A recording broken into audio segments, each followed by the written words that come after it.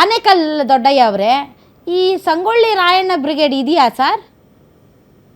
Madam, ಇವತ್ತು ನೀವು ತಗೊಂಡಿರ್ತಕ್ಕಂಥ ವಿಚಾರದ ಬಗ್ಗೆ ಮಾತಾಡೋಣ. ನೀವ್ ಹೇಳಿ, ನನಗೆ ಒಂದು ಕನ್ಫ್ಯೂಷನ್ ಕ್ಲಿಯರ್ ಮಾಡಿ ಸರ್. ಇದೆಯಾ ಇಲ್ವಾ ಅಷ್ಟೇ, ಅದನ್ನೇನ್ ಬೆಳೆಸಲ್ಲಪ್ಪ. ಇದೆಯಾ? ನಾನು ಹೇಳೋದು ಈಗ ಅಲ್ಲ, ಇದೆಯಾ ಇಲ್ವಾ ಹೇಳಿ ಸರ್. ಅದು ಯಾಕೆಂದ್ರೆ ತುಂಬಾ ರಿಲೆವೆನ್ಸ್ ಇದೆ ಸರ್, ತುಂಬಾ ರಿಲೆವೆಂಟ್ ಆಗಿದೆ.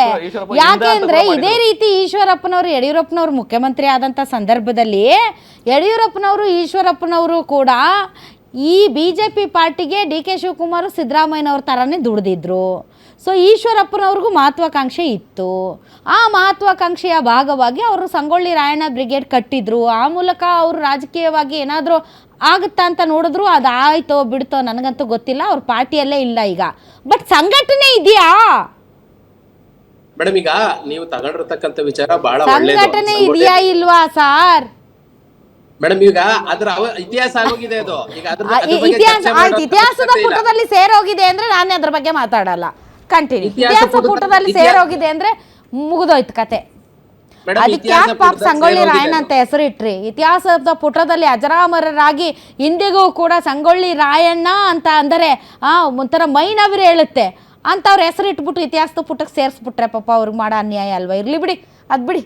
ಯಾರ್ಯಾರು ರಾಜಕೀಯ ಅವ್ರವ್ರಿಗೆ ಈ ವಿಷಯ ಹೇಳಿ ಸರ್, ಇವತ್ತಿನ ವಿಷಯ ಹೇಳಿ ಸರ್. ಮೇಡಮ್, ಈಗ ಇತಿಹಾಸ ಪುಟದಲ್ಲಿ ಇರ್ತಕ್ಕಂಥದನ್ನ ನಾವು ಮತ್ತೆ ರೀಕಾಲ್ ಮಾಡ್ಕೊಳ್ಳೋದು ಬೇಡ. ಪ್ರಸ್ತುತ ಇವತ್ತಿನ ಸಬ್ಜೆಕ್ಟ್ ಬರೋದಾದ್ರೆ ಮೇಡಮ್ ನೋಡಿ, ಇವತ್ತು ಕಾಂಗ್ರೆಸ್ ಯಾವ ರೀತಿ ಅಹಿಂದ ವರ್ಗಗಳನ್ನ ದುರ್ಬಳಕೆ ಮಾಡ್ಕೊಂತ ಇದೆ ಅನ್ನೋದಕ್ಕೆ ಬಹಳ ಸ್ಪಷ್ಟವಾದಂತ ಉದಾಹರಣೆ ತಮ್ಮೆಲ್ಲ ಕಣ್ಮುಂದೆ ಗೋಚರಿಸ್ತಾ ಇದೆ. ಅದು ಸಿದ್ದರಾಮಯ್ಯನವ್ರ ಪರವಾಗಿ ಮಾಡ್ಕೊಂತ ಇದೆಯೋ, ಜಾರಕಿಹೊಳಿ ಅವ್ರ ಪರವಾಗಿ ಮಾಡ್ಕೊಂತ ಇದೆಯೋ, ಅಥವಾ ಇನ್ಯಾರನ ಮೂರನೇ ವ್ಯಕ್ತಿ ಪರವಾಗಿ ಮಾಡ್ಕೊಂತ ಇದೆಯೋ ಅನ್ನೋದಕ್ಕಿಂತ ಮುಖ್ಯವಾಗಿ ನೋಡಿ, ಕಳೆದ ಸಿದ್ದರಾಮಯ್ಯನವರ ಸರ್ಕಾರದಲ್ಲೇ 2013ರಿಂದ 2018 ಮಧ್ಯೆ ಇರ್ತಂತ ಸಂದರ್ಭದಲ್ಲಿ 161 ಕೋಟಿಗಳನ್ನ ಖರ್ಚು ಮಾಡಿ ಆ ಜಾತಿಯ ಒಂದು ಸಮೀಕ್ಷೆಯನ್ನು ಮಾಡಿದ್ರು. ಇವತ್ತಿಗೂ ಅದನ್ನ ತಗೊಂಡೋಗಿ ಏಕಾಏಕಿ ಕಸದ ಬುಟ್ಟಿಗೆ ಬಿಸಾಕಿದ್ರು. ಅದಾದ ನಂತರ ಇಲ್ಲ, ಈಗ ಹೊಸ ಜನಸಂಖ್ಯೆ ಜಾಸ್ತಿ ಆಗ್ಬಿಟ್ಟಿದೆ, ಮತ್ತೆ ನಾವು ಇದು ಮಾಡ್ತೀವಿ, ಬರೀ 60 ದಿವಸದಲ್ಲಿ ಅಥವಾ 90 ದಿವಸದಲ್ಲಿ ಅದನ್ನು ಮಾಡಿ ತಂದು ನಿಮ್ಗೆಲ್ಲರಿಗೂ ಉಣಬಡಿಸ್ಬಿಡ್ತೀವಿ ಅಂತೇಳಿ ಮತ್ತೆ 417 ಕೋಟಿ ರೂಪಾಯಿನ ಖರ್ಚು ಮಾಡಿ ಮತ್ತೊಂದು ಜಾತಿ ಸಮೀಕ್ಷೆಯನ್ನು ಮಾಡಿದ್ರು. ಅದನ್ನು ಸಹ ಕಸದ ಬುಟ್ಟಿಗೆ ಎಸ್ದಿದೆ. ಇದು ಕೇವಲ OBCಗಳಿಗೆ, ಹಿಂದುಳಿದ ವರ್ಗಗಳಿಗೆ ಮಾಡ್ತಾ ಇರತಕ್ಕಂತ ದ್ರೋಹ ಅಷ್ಟೇ, ಇದು ಕಣ್ಣೋರ್ಸ ತಂತ್ರ ಅಷ್ಟೇ.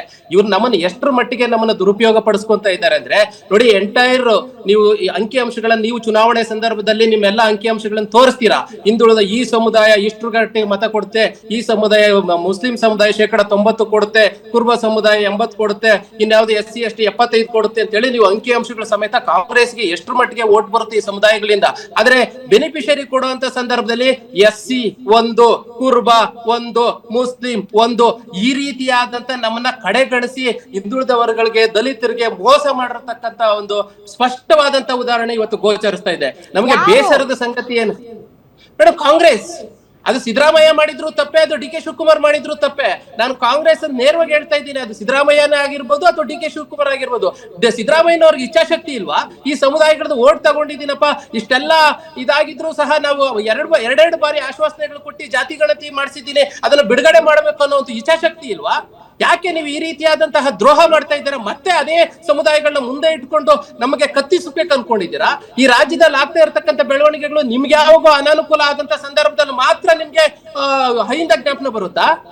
ನೀವು ಇದೇ ಜಾರಕಿಹೊಳಿ ಏನ್ ಮಾಡಿದ್ದಾರೆ ಅಂತ ಒಂದು ಸಣ್ಣ ಎಕ್ಸಾಂಪಲ್ ಕೊಡ್ತೀನಿ ನೋಡಿ. ಆ ಇಡೀ ಬೆಳಗಾಂ ಜಿಲ್ಲೆಯಲ್ಲಿ ಅತಿ ಹೆಚ್ಚು ದುರುಪಯೋಗ ಪಡಿಸ್ಕೊಂಡಿರ್ತಕ್ಕಂಥ ಯಾವ್ದಾನ ಒಬ್ಬ ವ್ಯಕ್ತಿ ಇದ್ರೆ ಅದು ಜಾರಕಿಹೊಳಿ ಅಂತ ನಾವು ನೇರವಾಗಿ ಹೇಳ್ಬೇಕಾಗುತ್ತೆ. ಇತ್ತೀಚೆಗೆ BDCC ಚುನಾವಣೆ ನಡೀತು. ಆ ಸಂದರ್ಭದಲ್ಲಿ ಬಹಿರಂಗವಾಗಿ ಒಂದು ಹೇಳಿಕೆ ಕೊಡ್ತಾರೆ, 2A ಯಾರಿಗಾದ್ರೂ ಒಬ್ಬರಿಗೆ ನಾವು ಅವಕಾಶ ಮಾಡ್ಕೊಡ್ತೀವಿ BDCC ನಲ್ಲಿ ಅಂತೇಳಿ.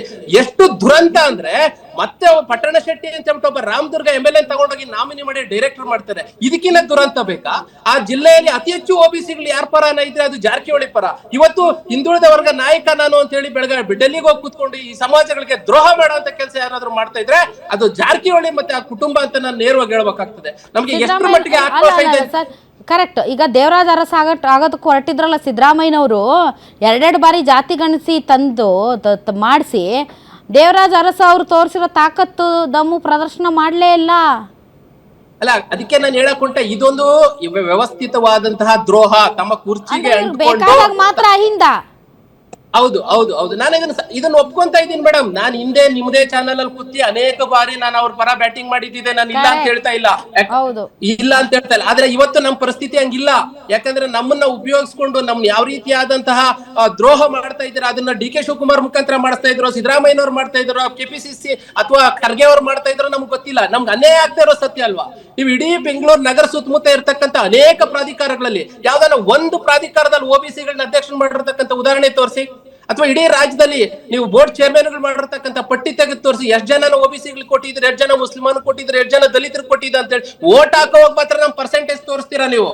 ಆದ್ರೆ ಅಧಿಕಾರ ಕೊಡುವಂತ ಸಂದರ್ಭದಲ್ಲಿ ನಾವು ನಿಮ್ಗೆ ಲೆಕ್ಕಕ್ಕಿರಲ್ಲ. ದೊಡ್ಡವರು ಮಾಹಿತಿ ಇಲ್ಲ ಇದ್ರ ಬಗ್ಗೆ, ದೊಡ್ಡವರು ಮಾಹಿತಿ ಇಲ್ಲ, ಇಲ್ಲ. ಖಂಡಿತ ಈಗ ದೊಡ್ಡ ಮಾಹಿತಿ ಇಲ್ಲ. ನಿಗಮ ಮಂಡಿಗಳಲ್ಲಿ ಯಾರ್ಯಾರು ಎಷ್ಟು ಜನ ಇದ್ದಾರೆ ಅಂತ ನಾನು ಪಟ್ಟಿ ತಗೊಂಡ್ಬರ್ಲಿಲ್ಲ. ಆದಾಗ್ಯೂ ನಾನು ಒಂದು ಮಾತು ಹೇಳ್ಬಲ್ಲೆ, 12 ಜನ ಮೈನಾರಿಟಿಗಳಿದ್ದಾರೆ ಕ್ಯಾಬಿನೆಟ್ ದರ್ಜೆನಲ್ಲಿ, 12 ಜನ ಮೈನಾರಿಟಿಗಳಿದ್ದಾರೆ, 8 ಜನ ಕುರುಬರಿದ್ದಾರೆ. ಏನ ಹೇಳ್ಬೇಕಂತ ಹೇಳ್ಬಾರ್ದು.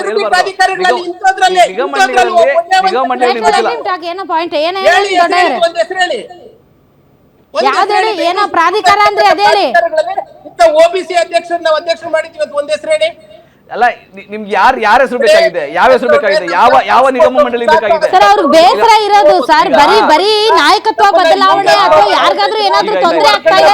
ಈಗ ಸರ್ ಒಬ್ಬ ಹೊಸ ನಾಯಕ ಸೃಷ್ಟಿ, ಒಂದ್ ನಿಮಿಷ ಅಶ್ವಿನ್ ಅವರೇ, ಈಗ ಒಬ್ಬ ನಾಯಕ ಸೃಷ್ಟಿ ಆಗ್ಬೇಕು ಅಂದ್ರೆ ಆತನಿಗೆ ಸಿಗುವಂತಹ ಈಸಿ ಉಪಾಯ ಅಹಿಂದ. ಒಬ್ಬ ನಾಯಕನ ಸ್ಥಾನ ಪಲ್ಲಟ ಆಗ್ತಾ ಇದೆ ಅಂತಂದ್ರೆ ಆತನಿಗೆ ಸಿಗುವಂತಹ ಏಕೈಕ ದಾಳ ಅಹಿಂದ ಕೇವಲ ರಾಜಕೀಯ ಮಹತ್ವಾಕಾಂಕ್ಷೆಗೆ ಬಳಸಿಕೊಳ್ಳುವಂತ ಒಂದು ದಾಳವಾಗಿದೆಯೇ ಹೊರತು ಅಹಿಂದ ವರ್ಗಕ್ಕೆ ಮಾಡಬೇಕಾಗಿರೋದು ಅಥವಾ ಪ್ರಾಮಿಸ್ ಮಾಡಿರೋದನ್ನ ಸಿದ್ದರಾಮಯ್ಯನವರು ಏನು ಮಾಡಿದ್ದಾರೆ ಅಂತ ಕೇಳ್ತಾ ಇದ್ದಾರೆ.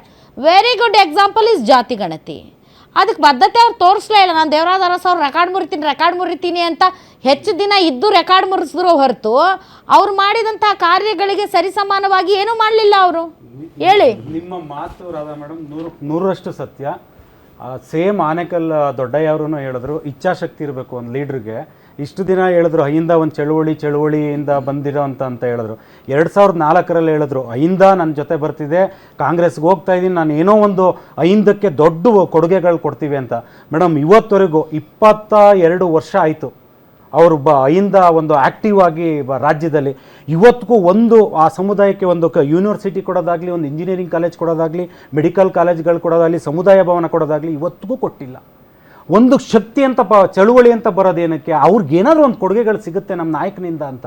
ಇಲ್ಲೇನಾಗಿದೆ, ಆರಂಭದಲ್ಲಿ ದಾವಣಗೆರೆನಲ್ಲೊಂದು ಅಹಿಂದ ಸಮಾವೇಶ ಮಾಡ್ಲಿಕ್ಕೆ ಹೊರಟ್ರು, ಹಾಗೆ ಬಳ್ಳಾರಿಲೊಂದು ಮಾಡ್ಲಿಕ್ಕೆ ಹೊರಟ್ರು, ಹಾಗೆ ಮೈಸೂರಲ್ಲೊಂದು ಮಾಡ್ಲಿಕ್ಕೆ ಹೊರಟ್ರು. ನೀವೊಂದು ವಿಡಿಯೋ ತೋರಿಸಿದ್ರೆ ಅಹಿಂದ ನಾಯಕರು ಮಾತಾಡ್ತಿದ್ರು, ಮೈಸೂರಲ್ಲಿ ಕೂತ್ಕೊಂಡು ಮಾತಾಡ್ತಾ ಇದ್ರು. ಸೇಮ್ ಏನು ಹೇಳಿದ್ರು ಅಲ್ಲಿ ಅಂದರೆ, ನೀವೇನಾದರೂ ನಮ್ಮ ಅಹಿಂದ ನಾಯಕನನ್ನು ಕೆಳಗಿಳಿಸ್ಲಿಕ್ಕೆ ಟ್ರೈ ಮಾಡಿದ್ರೆ ನಾವೊಂದು ಹೊಸ ಪಕ್ಷ ಕಟ್ತೀವಿ, ನಾವು ನಮ್ಮದೇ ಆದಂಥ ಶಕ್ತಿ ಏನಂತ ಕಾಂಗ್ರೆಸ್ ಅವರು ತೋರಿಸ್ತೀವಿ ಅಂದರು ಇದೇ ಅಹಿಂದ ನಾಯಕರು. ಇವ್ರು ಯಾರು ಬೇರೆಯವರಲ್ಲ, ಇವರೆಲ್ಲ ಸಿದ್ದರಾಮಯ್ಯಗೆ ಸಪೋರ್ಟ್ ಮಾಡಿದವ್ರೆ, ಏನು ಹೊಸದಾಗಿ ಬಂದಿರೋರಲ್ಲ. ಆಯಿತಾ ಮೇಡಮ್?